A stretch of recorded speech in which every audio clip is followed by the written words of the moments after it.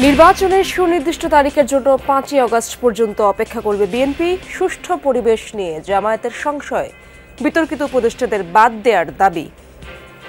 রমজান শুরুর এক সপ্তাহ আগে নির্বাচন অনুষ্ঠানের জন্য তিনি যথাযথ প্রক্রিয়া নির্বাচন কমিশনকে ইনস্ট্রাকশনটা দিবেন, সেজন্য আমরা অপেক্ষা করছি। যার যার মন্ত্রণালয়ের সাফল্যের ক্ষেত্রে তাদেরকে রেখে বাকি যেখানে ব্যর্থতা আছে সেগুলো অ্যাড্রেস করা উচিত, সেখানে পুনর্গঠনের ব্যবস্থা নেওয়া উচিত।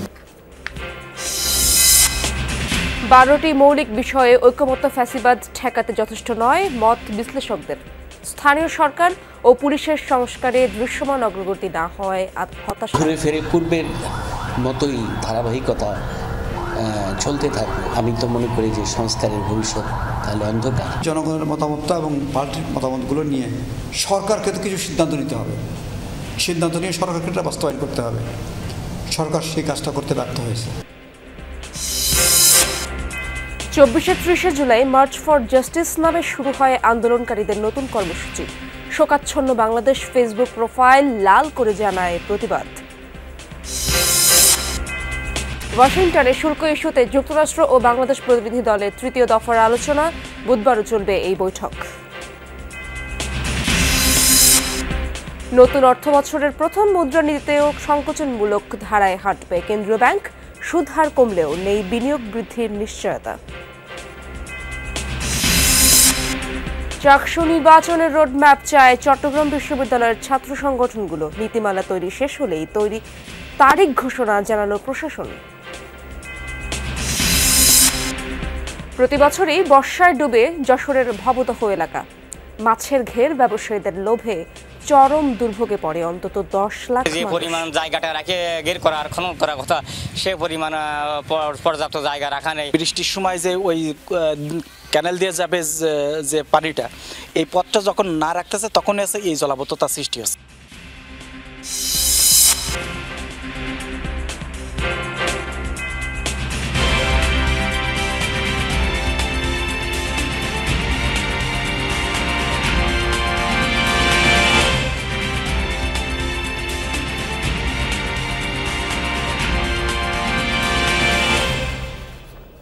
আমন্ত্রণ যমুনা নিউজে, আপনাদের সঙ্গে আছি আমি ইশরাত জাহান। এতক্ষণ শিরোনামগুলো দেখছিলেন। নির্বাচন নিয়ে যথাযথ প্রক্রিয়ায় ইসিকে নির্দেশনা দিতে প্রধান উপদেষ্টার প্রতি আহ্বান জানিয়েছে বিএনপি সহ সমমনা দলগুলো। সুনির্দিষ্ট তারিখ ঘোষণার জন্য 5ই আগস্ট পর্যন্ত অপেক্ষা করবে বিএনপি। নেতারা বলছেন, ঘোষণা এলেই নির্বাচন কেন্দ্রিক সন্দেহ অবিশ্বাসের অবসান ঘটবে। অন্যদিকে জামায়াতে ইসলামী বলছে, এখনও মাঠ প্রশাসন নিয়ন্ত্রণ কিংবা লেভেল প্লেইং ফিল্ড তৈরি করতে পারেনি সরকার। সাইফুদ্দিন রবিনের রিপোর্টে বিস্তারিত দেখব। লন্ডনে প্রধান উপদেষ্টা ডক্টর মোহাম্মদ ইউনূস ও বিএনপির ভারপ্রাপ্ত চেয়ারম্যান তারেক রহমানের সঙ্গে বৈঠকের পর যৌথ বিবৃতিতে ঘোষণা করা হয় 26 ফেব্রুয়ারির প্রথমার্ধে জাতীয় নির্বাচন আয়োজনের প্রসঙ্গ। সম্প্রতি রাজনৈতিক দলগুলোর সাথে প্রধান উপদেষ্টার বৈঠকেও আলোচনায় ছিল নির্বাচনের সুনির্দিষ্ট তারিখ ঘোষণার। প্রধান উপদেষ্টা আশ্বস্ত করলেও এ নিয়ে সংশয় কাটেনি। 4-5 দিনের মধ্যে নির্বাচনের একটা সুনির্দিষ্ট সময় সীমা তারিখ উনি ঘোষণা করবেন। আমাদের কাছে যতটুকু খবর আছে প্রধান উপদেষ্টা এটা বলেননি।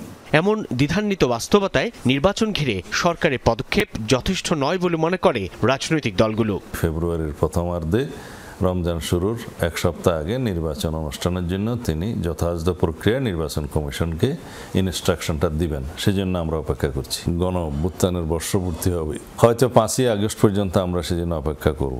এখন উচিত হবে ইমিডিয়েটলি সরকারের দিক থেকে নির্বাচন কমিশনকে একটা রাজনৈতিক নির্দেশনা দেওয়াটা। তাহলে নির্বাচন কেন্দ্রিক যে সংশয়, সন্দেহ, অবিশ্বাস, যেটা সরকারের উদ্দেশ্য নিয়েও এখন নানা প্রশ্ন উত্থাপিত হচ্ছে বহু জায়গা থেকে, তাহলে এটা একটা অবসান ঘটে।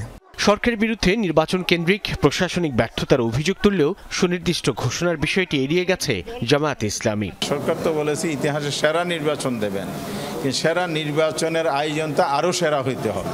আমরা মনে করি না যে এখনো দেশে নির্বাচন করার মতো পরিবেশ তৈরি হয়েছে। এটা হলো আইন শৃঙ্খলার জায়গাটা আমরা জোর দিচ্ছি। নির্বাচনকালীন সময়ে অন্তর্বর্তী সরকারকেই তত্ত্বাবধায়ক সরকারের আদলে দেখতে চায় রাজনৈতিক দলগুলো। সে লক্ষ্যে উপদেষ্টা পরিষদে বিতর্কিত ও ব্যর্থদের বাদ দেওয়ার পক্ষে বিএনপি, জামায়াত সহ বাদবাকি দল। আমরা বলেছি যে এই সরকারের মধ্যে কয়েকজন উপদেষ্টা আছে যাদেরকে রাখলে সেটা নিরপেক্ষ চরিত্র হারাবে, তাদেরকে যেন তিনি অন্তত অপসারণ করেন যথেষ্ট সময়ের আগেই। কারণ আপনারা জানেন যে একটা নতুন দল গঠিত হয়েছে, তাদের প্রতিনিধি আছে 2 জন এখনো। জনগণ বুঝতে চায় না যে প্রফেসর ইউনূস সাহেব অনিরপেক্ষ মানুষ। যার যার মন্ত্রণালয়ের সাফল্যের ক্ষেত্রে তাদেরকে রেখে বাকি যেখানে ব্যর্থতা আছে সেগুলো অ্যাড্রেস করা উচিত, সেখানে পুনর্গঠনের ব্যবস্থা নেওয়া উচিত বলে আমরা মনে করি। কোনো বিশেষ দল, ইডিওলজি, মতাদর্শ কোনো অংশকে কোনোভাবেই মদত যোগানো বা পরোক্ষ কোনো সহযোগিতা যোগানো তাদের কাজ না। 10 থেকে 11-12 জনের মধ্যে যে অন্তর্বর্তী সরকারকে বাস্তবে তত্ত্বাবধায়ক সরকারের চরিত্রর বৈশিষ্ট্য নিয়ে কাজটা করতে হবে। রাজনৈতিক দলগুলির মতে প্রতিশ্রুত সময়ে জাতীয় নির্বাচন আয়োজনে কোনো বাধা নেই। সেই সাথে সরকারের নিরপেক্ষতা প্রশ্নের মুখে পড়লে নির্বাচনকালীন নতুন তত্ত্বাবধায়ক সরকার গঠনের দাবিও উঠতে পারে বলে মত নেতাদের। এই সরকার যেইভাবেই আমরা ভাবি না কেন, তার ফাংশনটা তত্ত্বাবধায়ক সরকারের ফাংশন। সাইফুদ্দিন রবিন, যমুনা নিউজ, ঢাকা। 12টি মৌলিক বিষয়ে ঐকমত্য হলেও ফ্যাসিবাদ ঠেকানোর জন্য তা যথেষ্ট নয় বলছেন বিশ্লেষকরা। তার উপর স্থানীয় সরকার এবং পুলিশের মতো গুরুত্বপূর্ণ বিষয়ের সংস্কারে নেই দৃশ্যমান কোনো অগ্রগতি। জুলাই অভ্যুত্থানের পর সাধারণ মানুষের প্রত্যাশা পূরণের সরকার অনেকটাই ব্যর্থ মনে করেন কেউ কেউ। জুলাই অভ্যুত্থানের পর রাষ্ট্র কাঠামো পরিবর্তনের আকাঙ্ক্ষা ছিল জনমনে। দেয়ালে দেয়ালে যার জানান দিয়েছে শিক্ষার্থীরা। দাবি ওঠে স্বৈরশাসক হয়ে ওঠার পথ বন্ধ করার। সংবিধান ও নির্বাচন সহ প্রথমে 6টি কমিশন করে অন্তর্বর্তী সরকার। পরে স্বাস্থ্য, স্থানীয় সরকার সহ আরও 5টি কমিশন গঠিত হয়। শুরু হয় ঐকমত্যের রাজনৈতিক আলোচনা। দীর্ঘ বৈঠকে 12টি মৌলিক বিষয়ে বাস্তবায়নের সিদ্ধান্ত হয়। ঐকমত্য হয় প্রধানমন্ত্রী হতে পারবে সর্বোচ্চ 10 বছর পর্যন্ত। কর্তৃত্ববাদের দিকে যদি ফিরে যেতে পারে, ওইটা যেন ফিরে না আসে। সংস্কারের মূল টার্গেটটা তো সেই জায়গাতেই হওয়া, সেই সংস্কার হলো না এবং ঘুরে ফিরে পূর্বের মতোই ধারাবাহিকতা চলতে থাকলো, তাহলে তো আমরা এখানে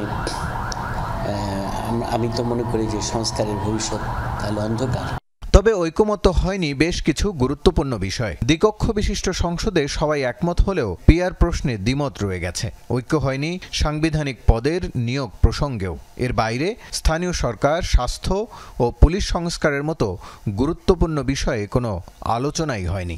1/3 বিষয়ে একমত না, তাহলে এটা কি এরকম একমতের দ্বিমত করতে করতে সময়টা শেষ হয়ে যাবে? একমাত্র রাজনীতিবিদরাই কথা বলবেন, পলিটিক্যাল পার্টি কথা বলবেন, তাদের কথাতেই সব কিছু হবে, এটাও তো ঠিক না।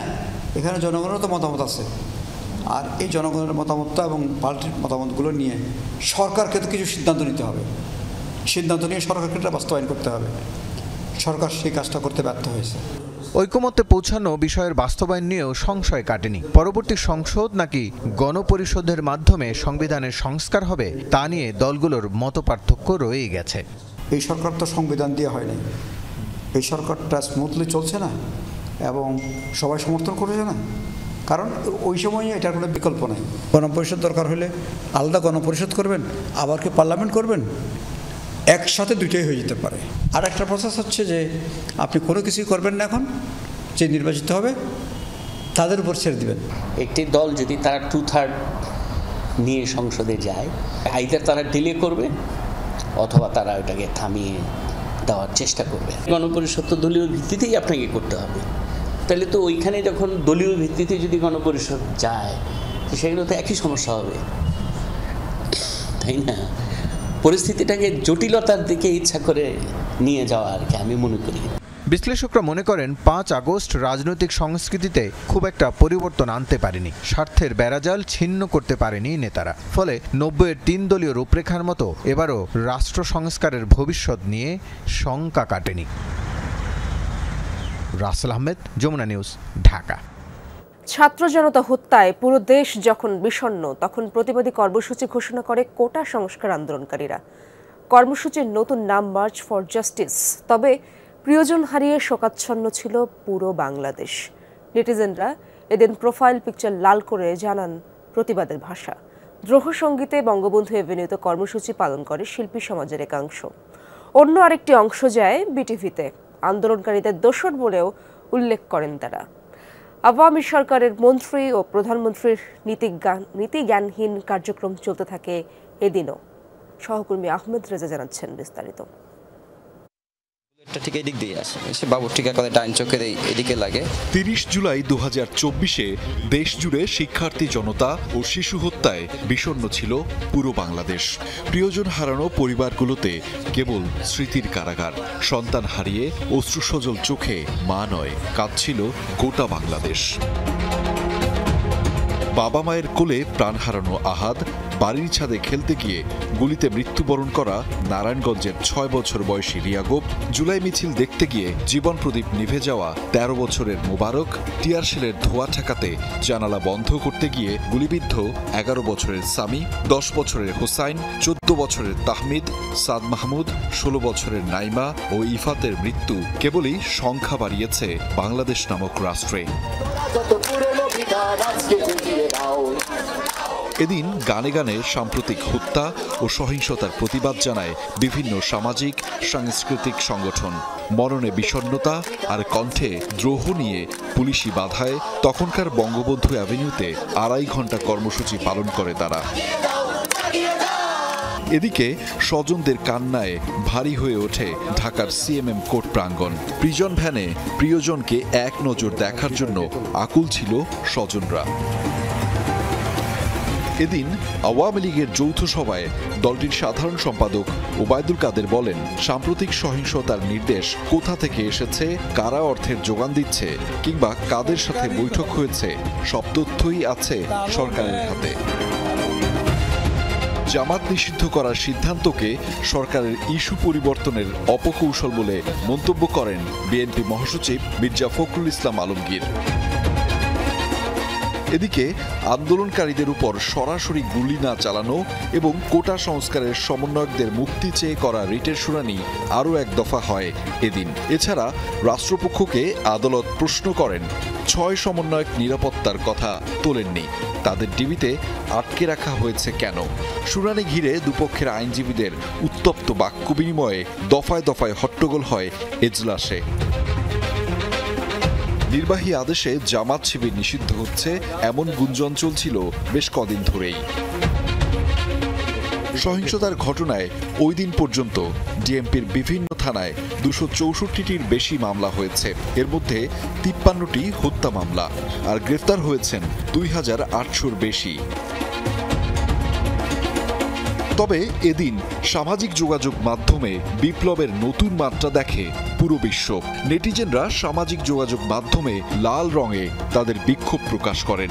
শিক্ষক, শিক্ষার্থী, সামাজিক সাংস্কৃতিক ব্যক্তিত্ব সবাই যেন লালে লাল হয়ে ওঠেন। রক্তের রঙে ছবি প্রকাশ করে লিখেন, শুধু কোটা নয়, গোটা দেশটার সংস্কার প্রয়োজন। এদিন ঢাকা মেডিকেলের সামনে মৌন অবস্থানের চেষ্টা করেন অভিভাবকরা। অনুমতি না থাকায় পুলিশ তাদের সড়কে অবস্থান করতে দেয়নি। এদিকে কোটা সংস্কার আন্দোলনকারীরা পরদিন থেকে মার্চ ফর জাস্টিস কর্মসূচি পালনের ঘোষণা দেয়। ৯ দফা দাবিতে দেশের শিক্ষা প্রতিষ্ঠান, আদালত চত্বর এবং প্রধান সড়কে এই কর্মসূচি পালন করবে তারা। এদিকে কোটা সংস্কার আন্দোলনকে কেন্দ্র করে সহিংসতায় আহতদের দেখতে রাজধানীর সোহরাওয়ার্দী হাসপাতাল পরিদর্শন করেন তৎকালীন প্রধানমন্ত্রী শেখ হাসিনা। এছাড়া এদিন সারা দেশে শোক পালন করে সরকার। আন্দোলনকারীরা বলছিলেন, গুলি করে মানুষ মেরে শোকের নাটক সাজিয়েছিল হাসিনা। আহমেদ রেজা, যমুনা নিউজ, ঢাকা।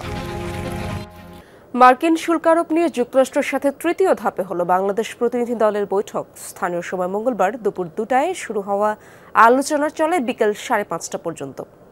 বুধবার স্থানীয় সময় সকাল ৯টায় আবারও আলোচনা শুরু হবে। মঙ্গলবার বৈঠক শুরুর আগে বেলা ১২:৩০ থেকে প্রায় ১.৫ ঘণ্টা অনানুষ্ঠানিক আলোচনা হয়। স্থানীয় সময় সকালেই বাংলাদেশ প্রতিনিধি দল ওয়াশিংটন পৌঁছায়। এতে নেতৃত্ব দিচ্ছেন বাণিজ্য উপদেষ্টা শেখ বশির উদ্দিন। এই প্রতিনিধি দলে আরও আছেন প্রধান উপদেষ্টার জাতীয় নিরাপত্তা উপদেষ্টা এবং রোহিঙ্গা সমস্যা বিষয়ক high representative doctor Khalilur Rahman, বাণিজ্য সচিব মাহবুবুর রহমান ও বাণিজ্য মন্ত্রণালয়ের অতিরিক্ত সচিব ডক্টর নাজনীন কাউসার চৌধুরী। বিভিন্ন মন্ত্রণালয় ও দফতরের কর্মকর্তারা ঢাকা থেকে ভার্চুয়ালি অংশ নিয়েছেন বৈঠকে। যুক্তরাষ্ট্রের পক্ষে নেতৃত্বে আছেন সহকারী ট্রেড রিপ্রেজেন্টেটিভ ব্রেন্ডন লিঞ্চ, সাথে আছেন বাণিজ্য ও শুল্ক সংশ্লিষ্ট কর্মকর্তারা।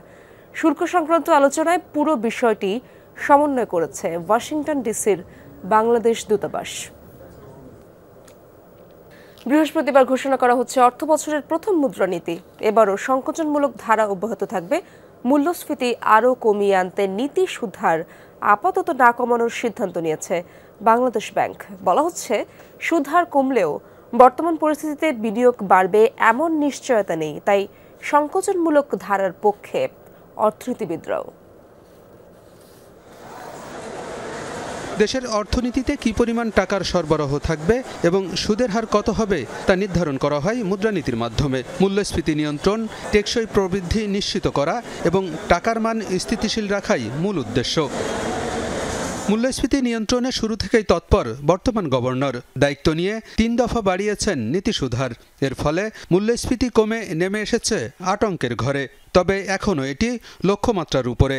তাই আগামী মুদ্রানীতিতেও অপরিবর্তিত থাকতে পারে নীতি সুদহার।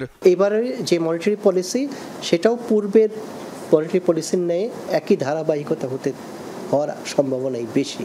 লাস্ট 3 ইয়ার্সের মধ্যে ইনফ্লেশন এখন সবচেয়ে কম, তবে সেটা 8.5 বা সামথিং, 7 পয়েন্ট সামথিং হলে হয়তো বা গভর্নর স্যার এখানে হাত দিবে, এবং সেই হাত দেওয়াটা এই মুদ্রানীতিতে দেখতে পাবো না। নীতি সুদহার বৃদ্ধিতে বেড়েছে ব্যাংক ঋণের সুদহার, যার প্রভাব পড়েছে বেসরকারি খাতের বিনিয়োগে। এ খাতে ঋণের প্রবৃদ্ধি নেমে এসেছে 6 অঙ্কের ঘরে, যা গেল 22 বছরের মধ্যে সর্বনিম্ন। ব্যাংকার ও অর্থনীতিবিদরা বলছেন, বিদ্যমান পরিস্থিতিতে সুদের হার কমলেও বিনিয়োগ বাড়বে না, তাই মূল্যস্ফীতি নিয়ন্ত্রণেই বেশি মনোযোগ দেওয়া উচিত। বাংলাদেশে সবচেয়ে বেশি ইন্ডাস্ট্রিয়াল গ্রোথ হয়েছে যখন ইন্টারেস্টে 17-18% ছিল। এখন আপনি ইন্টারেস্ট রেটটা তো আপনি কন্ট্রোল করছেন না, এটা মার্কেট ডিটারমাইন করছে। আপনার পলিসি রেট কোথায় চলে যাচ্ছে দেখতে পাচ্ছেন, সরকার যেভাবে বড় করতেছে, ট্যাক্স জিডিপি রেশিও যেখানে আটকে আছে। আদার হ্যান্ড যখন মার্কেটে আপনার রেফারেন্স রেট হচ্ছে কি পলিসি রেট, তো পলিসি রেট যখন বাড়ে তখন তো আপনি আর ইনফ্লেশন একটা ইস্যু আছে। ইনফ্লেশন আলহামদুলিল্লাহ 8.4% এই চোখটা হয়েছে। এগুলি যদি আস্তে আস্তে কমতে থাকে, গভর্নর সাহেব বলেছেন উনি পলিসি রেটটা আস্তে কমাবে। মূল্যস্ফীতিটা না কমানো পর্যন্ত আসলে ওই নীতি সুদহারে হাত দেওয়ার তেমন একটা সুযোগ নাই।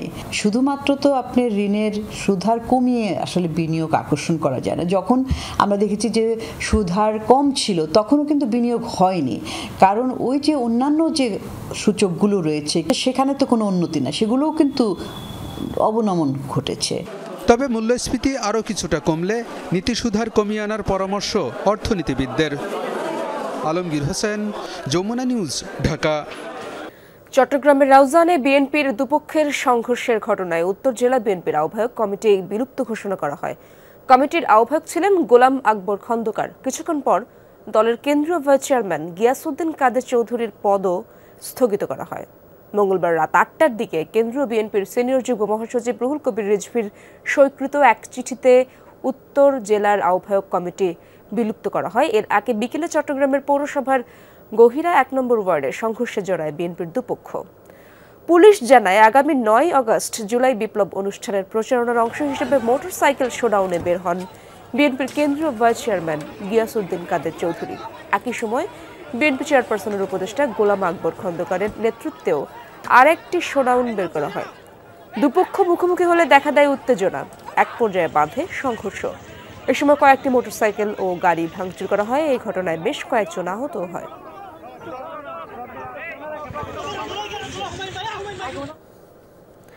50 বছরে কেবল 6 বার অনুষ্ঠিত হয়েছে চট্টগ্রাম বিশ্ববিদ্যালয় কেন্দ্রীয় ছাত্র সংসদ চাকসুর নির্বাচন।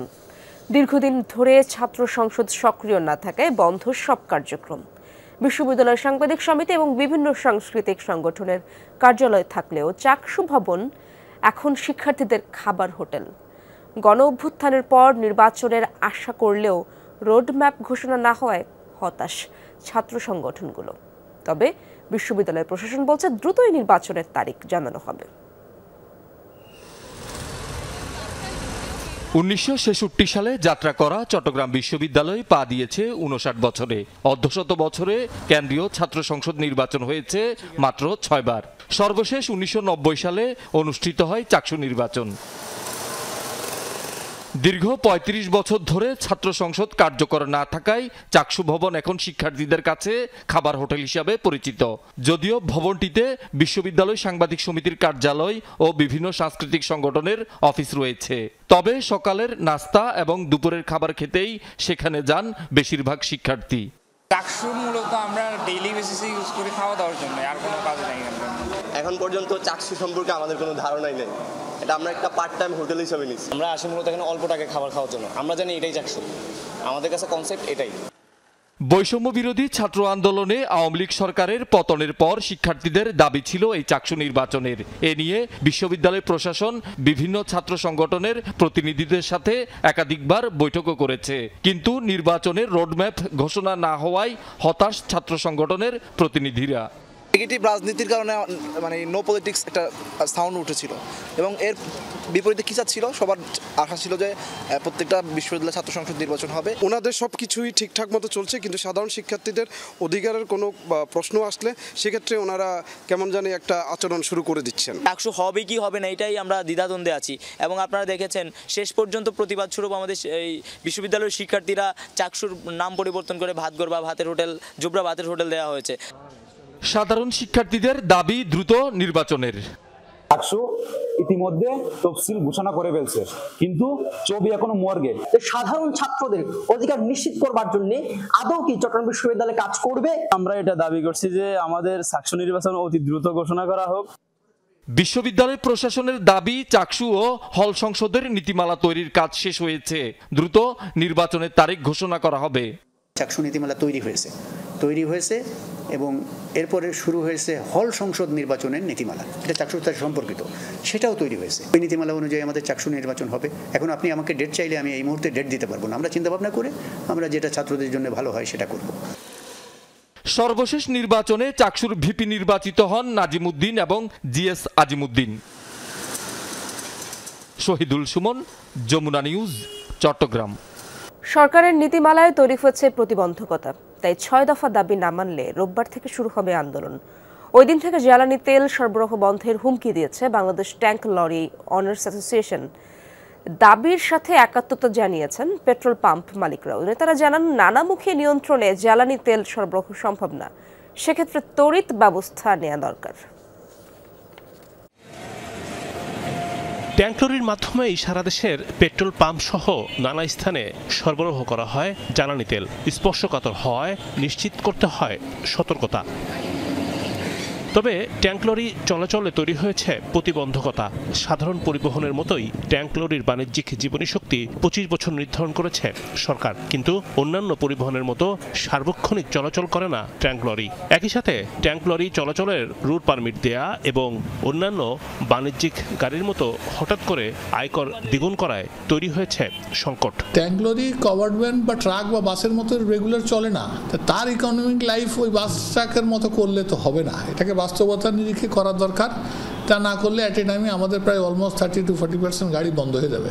আমাদের ইনকাম ট্যাক্স এটা ছিল 15,000 টাকা, ওনারা এইবারকার এটাকে 1,30,000 টাকা করে ফেলেছেন। 15,000 থেকে 30,000 করে কোথা থেকে আমরা দিব?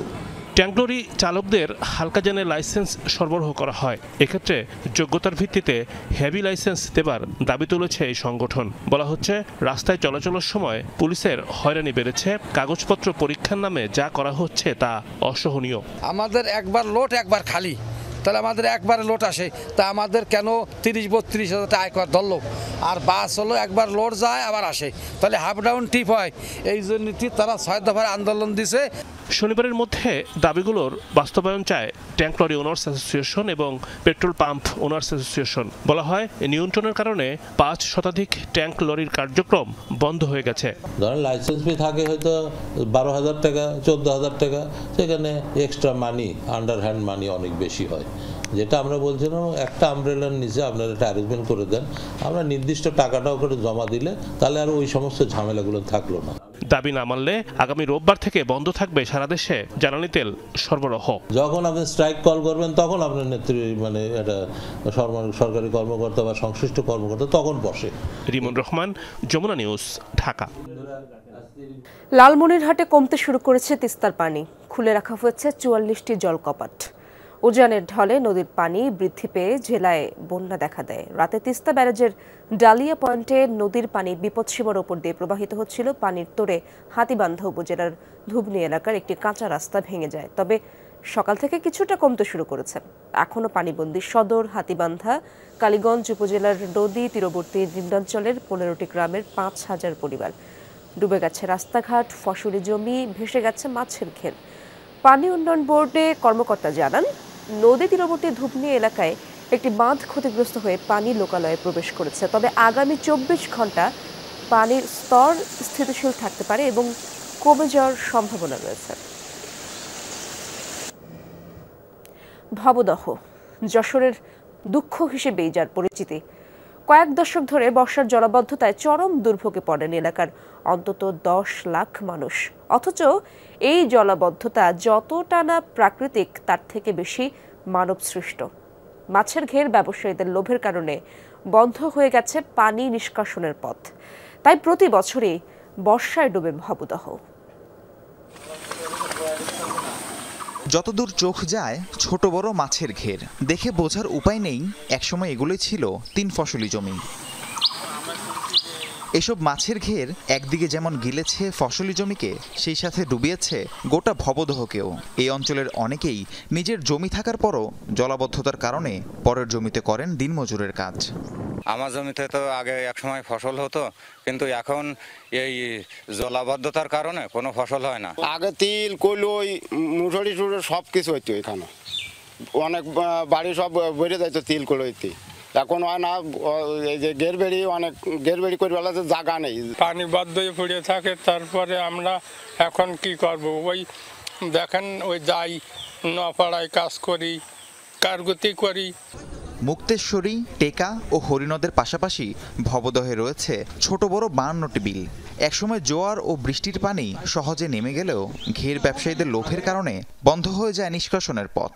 বর্ষায় ঘের ও জমির সাথে ডুবে যায় গ্রামের পর গ্রাম। ঘের বেড়ি সমস্যা, জল যাওয়ার কোনো লাইন পথ নেই। বৃষ্টির সময় যে ওই ক্যানেল দিয়ে যাবে যে পানিটা, এই পথটা যখন না রাখতেছে তখন এসে এই জলাবদ্ধতা সৃষ্টি হচ্ছে। যে পরিমাণ জায়গাটা রাখে ঘের করা আর খনন করার কথা, সে পরিমাণ পর্যাপ্ত জায়গা রাখা নেই। তারা কিভাবে করতেছে, পানি সরতেছে কিনা, কি পানি সরার জায়গা আছে কিনা, তারা এগুলো দেখাশোনা করতেছে না। স্থানীয়রা বলছেন, ঘের মালিকরা নীতিমালা না মানায় কৃত্রিম সংকটে ডুবে থাকে ভবদহ। অন্যদিকে ঘের ব্যবসায়ীদের দাবি, জলাবদ্ধতায় জমি ডুবে যাওয়ায় বেঁচে থাকার দায়েই ঘের তৈরি করেছেন তারা। জমিতে ফসল হয় না, এখন ঘের না কেটে আমরা কি করে বাঁচবো বলেন? বগদার জন্য আমাদের বাড়ি ঘর তোলায় না। ঘেরের কারণেই এই ভবদা জনপদে জলবিদ্যুৎ হচ্ছে নিরসনের একটা বাধা সৃষ্টি হয়ে রয়েছে। ভবদহ পানি নিষ্কাশন সংগ্রাম কমিটির নেতারা বলছেন, অপরিকল্পিত ঘেরের কারণেই জলাবদ্ধতার সৃষ্টি হচ্ছে। পানি উন্নয়ন বোর্ড ও জেলা প্রশাসন জানায়, এরই মধ্যে নেওয়া হয়েছে নানা উদ্যোগ। বর্ষাকালে পানি যাওয়ার কোনো জায়গায় রাখেনি, কিন্তু নিজেদের ঘেরে পানি শেষে ফেলে সেই জায়গাও গে নেই। আমার দাবি হলো প্রত্যেকটা ঘেরের পাশে ৮ ফুট করে জায়গা রাখতে হবে। সম্মিলিতভাবে চেষ্টা করা হচ্ছে যাতে মৎস্যঘের নীতিমালার আলোকে মৎস্য চাষ হয়, এবং একই সাথে আমরা ভবদহ এলাকায় যাতে মানুষজন জলাবদ্ধতায় আর কষ্ট না পায়, সেজন্য আমরা ইতিমধ্যে বিভিন্ন প্রকল্প গ্রহণ করছি। আমাদের এই সমস্যার যতটা না প্রাকৃতিক, তার চেয়ে এর সাথে যোগ হয়েছে যে মনুষ্য সৃষ্ট কিছু প্রতিবন্ধকতা, সেটা যেমন ঘের তৈরি করার। তো আমাদের দীর্ঘদিনের এরকম একটা ঘেরের কোনো নীতিমালা ছিল না। আমাদের ২০১৯ সালে একটা ঘের নীতিমালা হয়েছে। ভবদহের দুঃখ দূর করতে অপরিকল্পিত ঘের নির্মাণ বন্ধের দাবি স্থানীয়দের। রাহিম সারোয়ার, যমুনা নিউজ। সবশেষ জরিপ অনুযায়ী সুন্দরবনে বাঘের সংখ্যা ১২৫টি। এর আগে ২০১৮ সালের গণনায় ১১৪টি বাঘ থাকার তথ্য পাওয়া যায়। সুন্দরবনে বাঘ গণনা কি আসলেই সম্ভব? কিভাবে ও কোন পদ্ধতিতে বাঘ গণনা করা হয় তা তুলে ধরছেন সহকর্মী শেখ আল এহসান। 10,000 বর্গ কিলোমিটার জুড়ে সুন্দরবন। বাংলাদেশ অংশে রয়েছে 6,017 বর্গ কিলোমিটার। এ বনের মূল আকর্ষণ রয়্যাল বেঙ্গল টাইগার। সুন্দরবনে বাঘের প্রকৃত সংখ্যা কত? উত্তর জানতে 1975 সাল থেকে শুরু হয় বাঘ শুমারি। তখন বাঘ গণনা করা হতো পায়ের ছাপ আর জেলে বাওয়ালিদের কাছ থেকে নেওয়া তথ্যের ভিত্তিতে। 2013 সাল থেকে অধিক বিজ্ঞানসম্মত ক্যামেরা ট্র্যাপিং এর মাধ্যমে শুরু হয় বাঘ গণনা কার্যক্রম। 2015 সালে সার্ভে করা হয় সুন্দরবনের 26% এলাকায়, আর 2018-তে 37%। তবে 2024-এ বাড়ানো হয় সে আয়তন। সার্ভে করা হয় 2,240 বর্গ কিলোমিটার এলাকায়, যা বনের 47%। এ সময় পুরো সুন্দরবনকে 605টি অংশে ভাগ করে বসানো হয় ক্যামেরা। মিলে 125টি বাঘের তথ্য। প্রতিটা গ্রিডে কমপক্ষে 2টি করে খাল আমরা সার্ভে করেছি। সেই ক্যামেরাগুলো আমরা 45 থেকে 60 দিন পর্যন্ত সেখানে থাকে এবং এই ক্যামেরাগুলো অটো সেন্সর ক্যামেরা, অর্থাৎ এর সামনে দিয়ে যে কোনো প্রাণী যদি যায় তখন সে অটোমেটিক ছবি তুলবে। এটা দিনে এবং রাতে সবসময় ছবি তোলে। কিন্তু কিভাবে শনাক্ত হয় বাঘ? এ প্রশ্নের উত্তরে বিশেষজ্ঞরা জানান, একটি বাঘের ডোরাকাটা দাগের সাথে অন্য বাঘের দাগের মিল থাকে না। অনেকটা মানুষের হাতের আঙ্গুলের ছাপের মতোই ব্যাপারটা। ক্যামেরায় পাওয়া ছবি থেকে প্রতিটি বাঘকে আলাদা করা হয়। 2024 সালের যেই গণনা, এখানে আমরা প্রায় 11 লক্ষর মতো ছবি পেয়েছি। তো 11 লক্ষ ছবির ভিতরে 7,297টি হচ্ছে বাঘের ছবি পাওয়া গেছে। আমাদের যেরকম ফিঙ্গারপ্রিন্ট, অর্থাৎ একজন মানুষের সাথে আরেকজন মানুষের যেমন ফিঙ্গারপ্রিন্টের কোনো মিল নেই, বাঘের যেই হলুদ এবং কালো যেই ডোরাকাটা দাগ, এই ডোরাকাটা দাগগুলো কোনোটা বাঘের সাথে কোনোটা মিল নেই। অর্থাৎ প্রতিটা বাঘের যে ডোরাকাটা দাগ, এই দাগগুলো হচ্ছে ইন্ডিভিজুয়াল।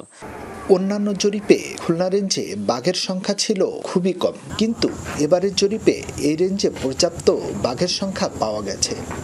এই বছর আমরা আপনার খুলনা রেঞ্জে যখন বাঘ গণনা করা হয় ক্যামেরা ট্র্যাপিংয়ের মাধ্যমে, আমরা আদাচাই, সেকেরটেক, ভোমরখালী, নীলকমল এই সমস্ত এলাকায় আমরা বাঘ পেয়েছি। বাঘ শুমারির পাশাপাশি তার শিকার প্রাণীর সংখ্যাও নির্ধারণ করা হয়েছে। সেই জরিপ অনুযায়ী সুন্দরবনে চিত্রা হরিণ রয়েছে 1,36,000-এর বেশি, বানর 1.5 লাখ, শূকর রয়েছে 47,500, গুইসাপ 25,124টি ও সজারু রয়েছে 12,000-এর মতো। শেখ আল এহসান, যমুনা নিউজ, খুলনা। বরিশালের বাকেরগঞ্জে হাসান গাজী নামের এক যুবককে হত্যা করেছে তার বাবা মা। মঙ্গলবারই তারা থানায় আত্মসমর্পণ করেন। অভিযোগ, মাদকাসক্ত ছেলে প্রায়ই মারধর করত তাদের। মঙ্গলবার দুপুরে বাকেরগঞ্জ উপজেলার ভরপাশা গ্রামে হয় এই ঘটনা। প্রতিবেশীরা জানান, ঘটনার দিন দুপুরেও নেশার টাকার জন্য ঘরে ভাঙচুর চালায় হাসান। একই সাথে বাবা মাকে মারধর করে মাদকাসক্ত ছেলে। এক পর্যায়ে বাবা জাফর গাজী লোহার রড দিয়ে ছেলের মাথা ও ঘাড়ে আঘাত করেন। ঘটনাস্থলেই তার মৃত্যু হয়। পুলিশ জানায়, বিকেলে জাফর গাজী ও তার স্ত্রী নাজমা বেগম থানায় গিয়ে ছেলেকে হত্যার কথা স্বীকার করেন। পুলিশ ঘটনাস্থল থেকে হাসানের মরদেহ উদ্ধার করে ময়নাতদন্তের জন্য বরিশাল শেরেবাংলা মেডিকেলের মর্গে পাঠিয়েছে। মামলা ও তদন্তের পর আইনগত ব্যবস্থা নেবে পুলিশ।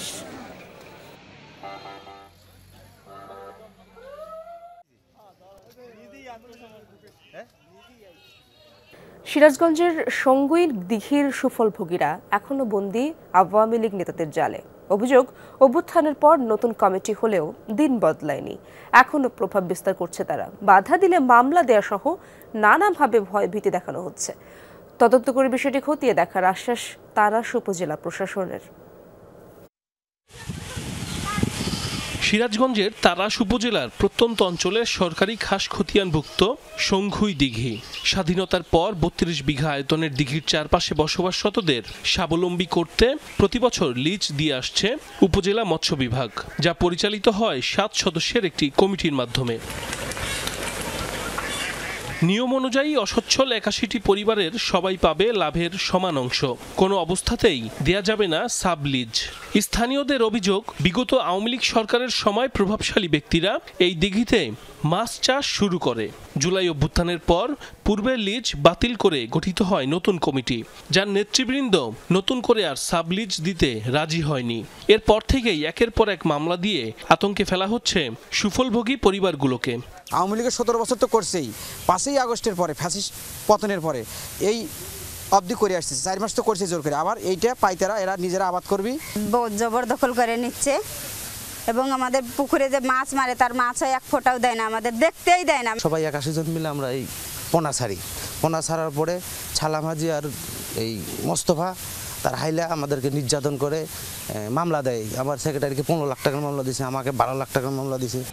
অভিযুক্তদের দাবি দিঘিতে এখনো তাদের মাছ রয়েছে, তাদের মৎস্য সম্পদ বিক্রি করায় মামলা দেয়া হচ্ছে দিঘিপাড়ের বাসিন্দাদের নামে, যারা মূলত আদিবাসী ও অসচ্ছল মুসলিম। তারা সে যত সুবলভোগী পুকুর আছে প্রত্যেকটা পুকুরই এই সুবলভোগীরা নিয়ে সাবলিজ দিয়ে টাকা নামে রাখায়। আমার টাকা পাবো দেখে আমি খাবো, আর আমার পুকুরে এখনো মাছ আছে, মাছ জোর করে মেরে নেওয়ার কারণে তো আমি আইনে আশ্রয় নিয়েছি।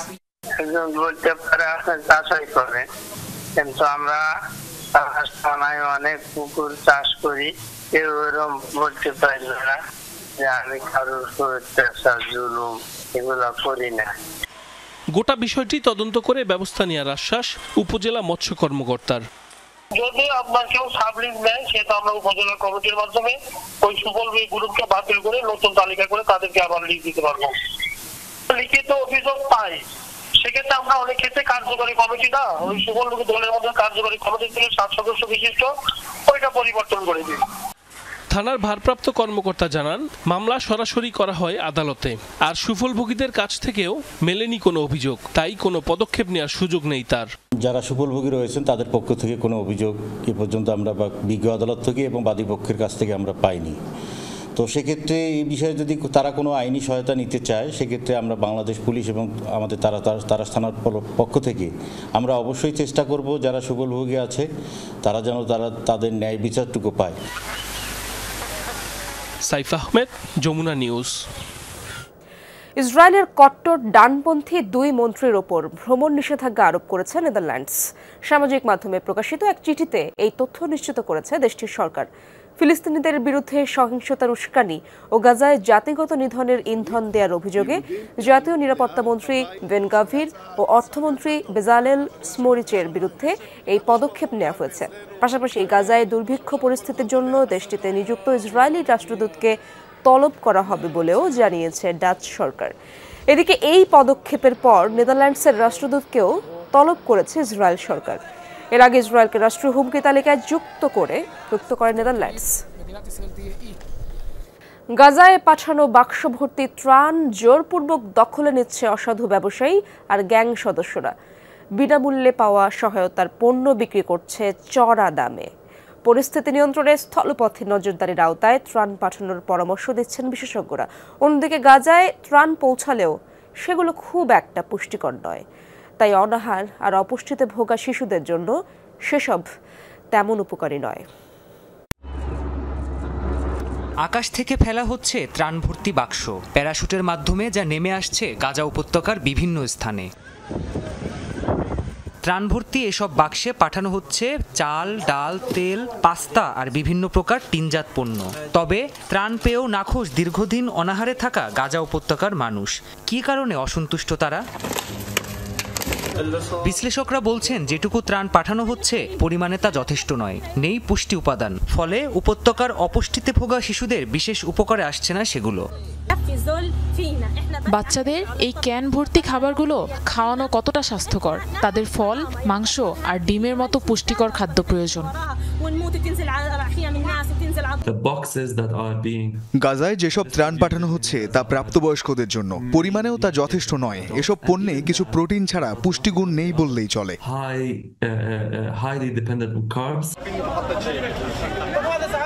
দুর্ভিক্ষ কবলিত গাজায় অল্প পরিসরে যেসব ত্রাণ পৌঁছাচ্ছে তার একটি বড় অংশই আবার জোরপূর্বক দখলে নিচ্ছে গাজার অসাধু ব্যবসায়ী ও গ্যাং সদস্যরা। পরে তা চড়া মূল্যে বিক্রি করা হচ্ছে ক্ষুধার্ত অসহায় গাজাবাসীর কাছে।